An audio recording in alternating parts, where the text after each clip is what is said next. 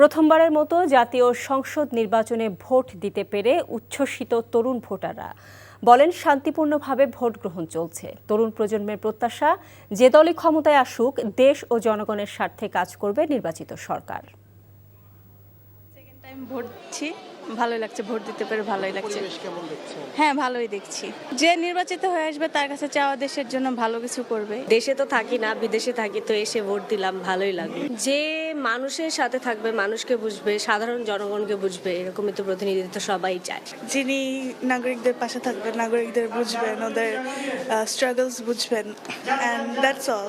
Dictatorship যেন না করেন। ভোটের পরিবেশ অনেক শান্তিপূর্ণ। এখন মানে চারদিকে তাকাই ভালো লাগতেছে যে সবাই শান্তিপূর্ণভাবে, অনেকে ছোটরা আর কি এখন ভোট দিতে আসে, গতবার ছোট দেখেছিলাম, ওরাও এসেছে, এটাও ভালো লাগছে।